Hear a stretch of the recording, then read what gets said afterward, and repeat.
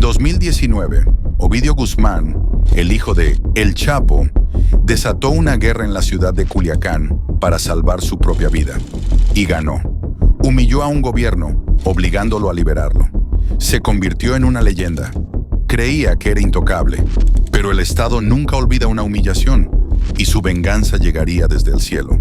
Esta es la historia de la cacería, la batalla y la caída del heredero que se atrevió a desafiar a un país. 17 de octubre de 2019. Culiacán, Sinaloa. El sol de la tarde cae sobre una ciudad que está a punto de convertirse en un infierno. En el exclusivo fraccionamiento Tres Ríos, un equipo de élite de las Fuerzas Especiales Mexicanas rodea una casa. Su objetivo, Ovidio Guzmán López, hijo del legendario Joaquín El Chapo Guzmán. Lo que debería ser un golpe preciso contra el cártel de Sinaloa se transforma, en cuestión de minutos, en la demostración de poder más humillante que el Estado mexicano ha sufrido en décadas. La respuesta del cártel no es una defensa, es una invasión. Cientos de sicarios convocados por una red de comunicación invisible, pero letal, emergen de toda la ciudad. No son pistoleros comunes, son un ejército. Camionetas con ametralladoras calibre .50 montadas en la parte trasera, armas capaces de derribar helicópteros, toman las avenidas principales.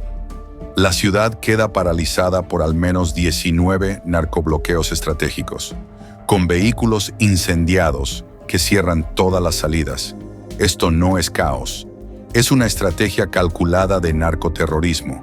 Los ataques se extienden por toda la ciudad, demostrando un plan de contingencia preestablecido y aterrador.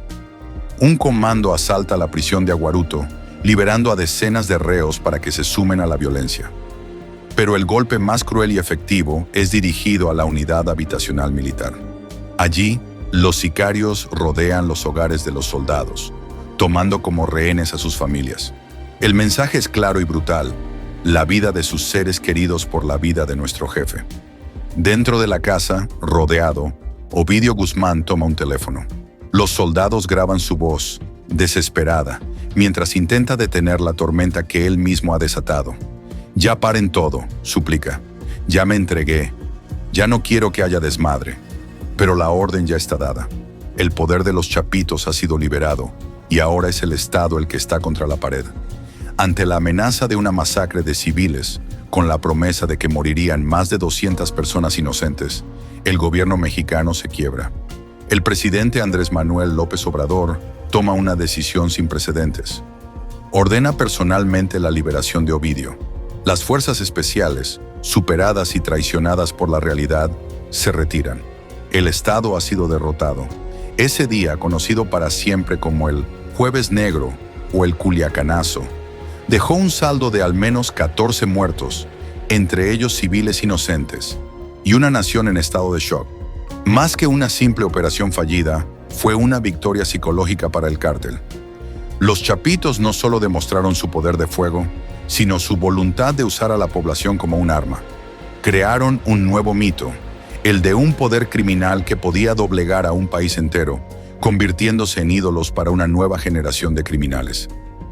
Para entender la magnitud del poder que Ovidio Guzmán comandaba ese día, hay que viajar a sus orígenes, que revelan una paradoja. Nació en 1990 en la cuna del narco, Sinaloa, hijo de El Chapo Guzmán y su segunda esposa, Griselda López Pérez. Pero su infancia no transcurrió entre las sierras y los campos de Amapola. Fue criado en la Ciudad de México, lejos del epicentro del negocio familiar. Su padre tenía otros planes para él. Ovidio asistió al CEICA, un exclusivo colegio católico dirigido por los Legionarios de Cristo, una institución para la élite del país. Era el hijo fresita, el niño bien que debía ser un estudiante, un profesionista, cualquier cosa menos un narco. Su apodo, el ratón, supuestamente puesto por su padre, parecía aludir a un perfil bajo, escurridizo, lejos de los reflectores del imperio criminal. La familia intentó construir un muro entre Ovidio y el destino que marcaba su apellido. Pero en el mundo del narcotráfico, la sangre es una condena. El muro se vino abajo en 2008 con un evento trágico que lo cambiaría todo. Su hermano mayor, Edgar Guzmán, fue asesinado a tiros en Culiacán. De la noche a la mañana, Ovidio, con apenas 18 años, heredó las operaciones criminales de su hermano. No fue una elección impulsada por la ambición, sino una obligación impuesta por la muerte. El legado de su familia, esa fuerza gravitacional de violencia y poder, lo arrastró de vuelta.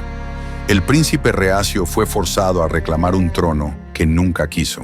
Tras la captura definitiva y extradición de su padre, Ovidio y sus hermanos, Iván Archibaldo, Jesús Alfredo y Joaquín, se vieron forzados a consolidar su poder. Conocidos como los Chapitos, los menores o los juniors, comenzaron a tomar las riendas de una facción del cártel de Sinaloa. Al principio, siguieron el modelo tradicional. Invirtieron en la compra de marihuana en México y cocaína en Colombia. Pero no eran los herederos indiscutibles. En 2016, su vulnerabilidad quedó expuesta cuando Iván y Alfredo fueron secuestrados por un cártel rival. Tuvieron que ser rescatados gracias a las negociaciones de Ismael El Mayo Zambada, el socio histórico de su padre y líder de la vieja guardia del cártel. Este evento, que debería haber forjado una alianza de gratitud, se convirtió en el preludio de una traición. Los Chapitos representaban una nueva generación, una con una filosofía criminal diferente. Liderados por Iván Archibaldo, cuya ambición era superar la leyenda de su propio padre, adoptaron la violencia extrema como su principal herramienta. Eran más impulsivos, más sanguinarios y mucho más públicos que la generación de El Mayo. Este choque de estilos y generaciones era inevitable. La deuda con Zambada fue olvidada y pronto estalló una brutal guerra interna. Los Chapitos contra la Malliza, la facción del Mayo, en una lucha a muerte por el control total del cártel de Sinaloa. No era solo una guerra por rutas y plazas, era una guerra ideológica por el alma del cártel, enfrentando el viejo modelo de negocio contra una nueva era de terror y notoriedad. El motor económico que financió la guerra de los Chapitos y los convirtió en el enemigo público número 1 de Estados Unidos fue una droga sintética, barata y brutalmente letal: el fentanilo. Y Ovidio Guzmán fue el pionero de este nuevo y oscuro negocio. Ya en 2014, estableció el primer laboratorio clandestino de fentanilo en Sinaloa, cambiando para siempre el paradigma del narcotráfico. El modelo de negocio era de una eficiencia despiadada. Importaban precursores químicos de China y en una red de al menos 11 narcolaboratorios esparcidos por Sinaloa, producían miles de kilos de metanfetamina y fentanilo al mes. Su objetivo, según las acusaciones de Estados Unidos, era fabricar el fentanilo más potente del mundo y venderlo en Estados Unidos al menor precio. Un solo cocinero podía prensar 100,000 pastillas al día, con un costo de producción de centavos y un valor de venta exponencialmente mayor.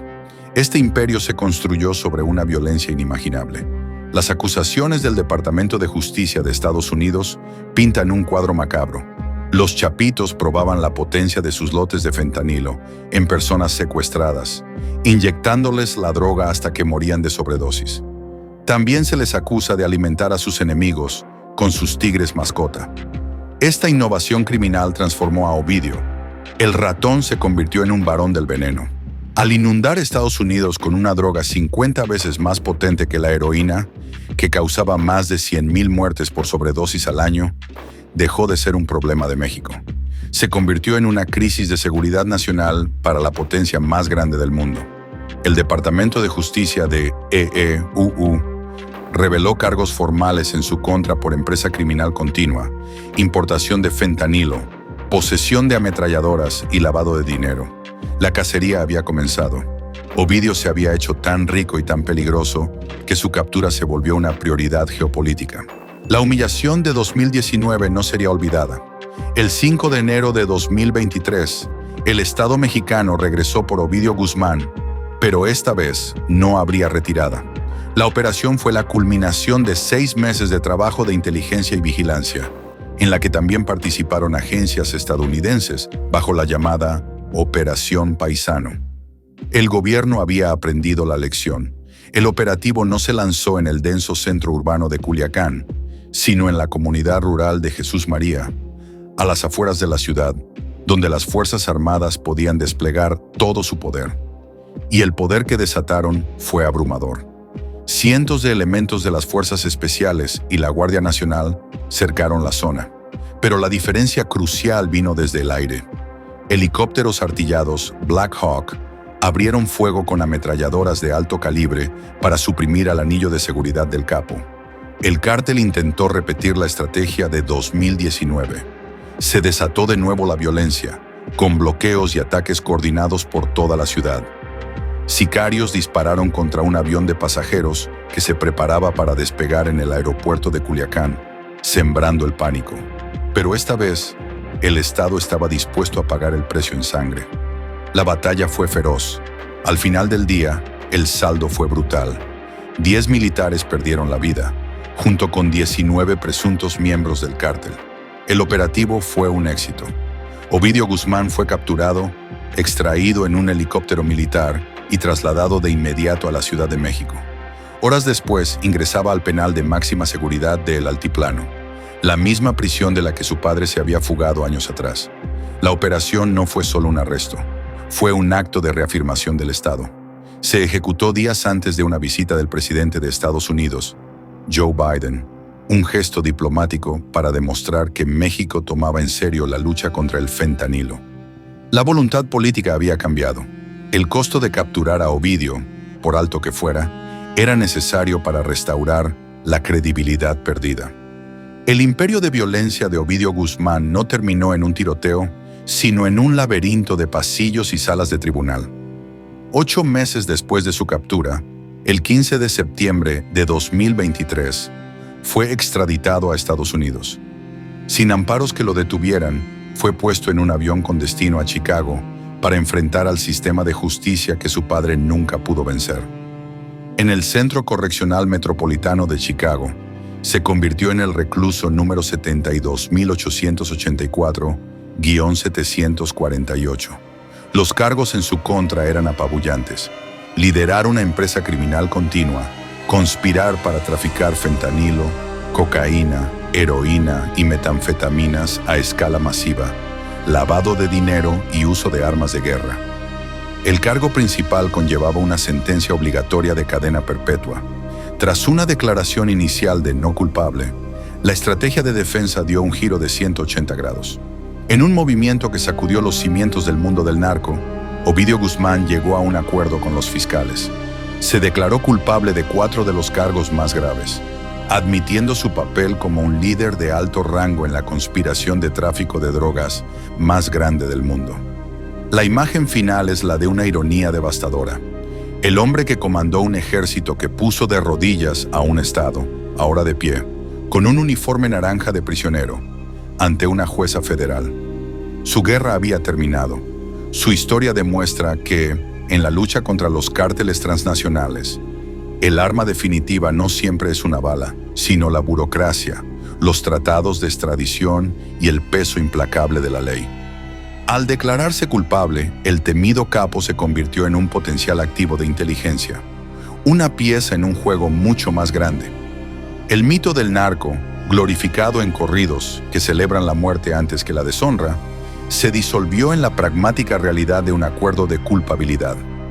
Fue una rendición silenciosa y calculada, el fin anticlimático de uno de los narcos más violentos de la historia moderna. Gracias por llegar hasta el final. Detrás de cada video hay horas de investigación para traerte la historia completa. Si valoras ese esfuerzo, la mejor forma de apoyarnos es dejando un like y suscribiéndote al canal. Nos vemos en la próxima investigación.